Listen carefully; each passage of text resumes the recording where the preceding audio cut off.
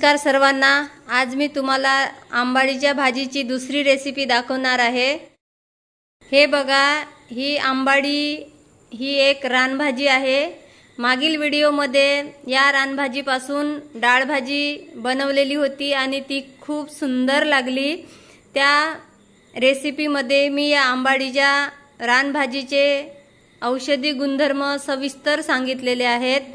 त्यामुळे सर्वांनी तो व्हिडिओ बघून त्यामधील असलेले आरोग्याच्या दृष्टीने औषधी गुणधर्म आणि त्याचे महत्त्व समजून घ्या।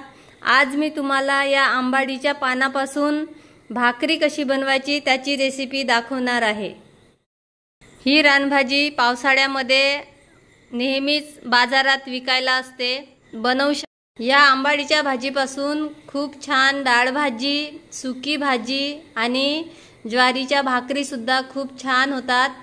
तसेच याच्या फुलापासून खूप सुंदर शरबत पण तयार होते।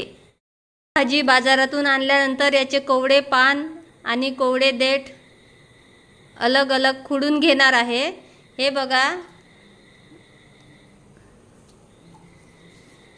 हे असे देठ खराब पानं बाजूला केलेले आहेत आणि ही पानं कोवडी कोवडी खुडून घेतलेली आहेत। याला मी आता छान स्वच्छ पाण्याने धुवून घेऊन कुकरमध्ये 3 शिट्ट्या काढून घेणार आहे।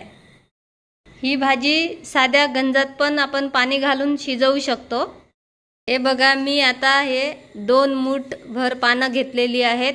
याला मी आता छान स्वच्छ धुवून कुकरमध्ये शिजवून घेणार आहे।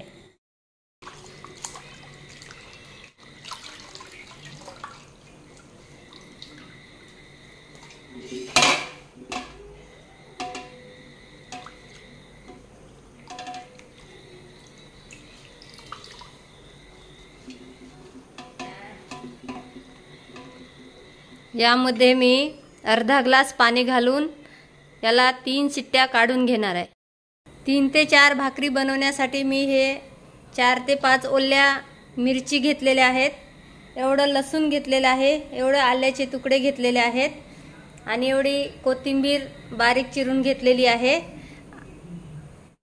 एवढं जिरं घेतलेलं आहे। हे मी सर्व मिक्सर मधून आता बारीक करून घेणार आहे। 3 शिट्ट्या झाल्यावर हे बघा, आंबाडीची भाजी कशी शिजलेली आहे। ही मी कमी पाण्यात शिजवली, त्यामुळे यातील पाणी काढून टाकण्याची गरज नाही। आता मी या मिरची सोबत याला पण आता बारीक करून घेणार आहे। बघा, ही भाजी आता मी मिक्सर मधून बारीक करून घेत आहे।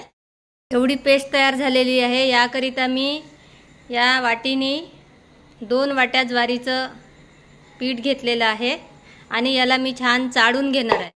ही वाटी गव्हाचं कणिक घेत आहे। गव्हाच्या कणिकीमुळे भाकरी मऊ होतात। आता ही पेस्ट घातलेली आहे आणि यामध्ये हे पीठ आता मी छान मिक्स करून घेणार आहे।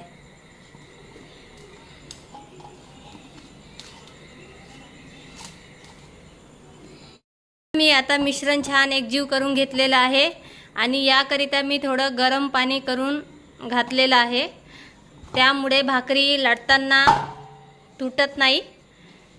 थंड्या पाण्याने भाकरीचं पीठ जर मळलं तर त्यात लाटताना तुटतात। आता मी याचे छान भाकर बनवून घेणार आहे। बघा, मी आता छान भाकर लाटून घेतलेली आहे आणि आता छान तवा गरम झालेला आहे। त्यावर मी आता छान ही भाजून घेणार आहे। पिठाने लाटलेली असल्यामुळे यामध्ये मी थोडं थोडं पाणी लावून घेणार आहे।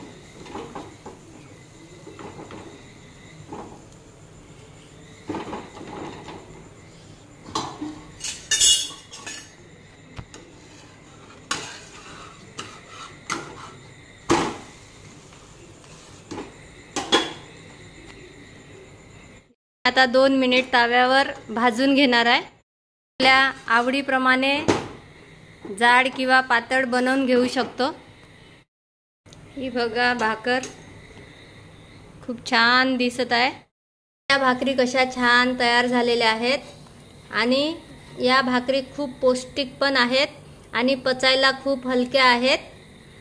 आणि या भाकरी आपण मिरचीच्या ठेच्यासोबत, टमाटरच्या चटणीसोबत, लोणच्यासोबत खाऊ शकतो। त्यामुळे सर्वांनी ही रेसिपी बघून जास्तीत जास्त आंबाडीच्या भाकरी बनवून खा व माझ्या चॅनलला लाईक व सबस्क्राईब करा। धन्यवाद।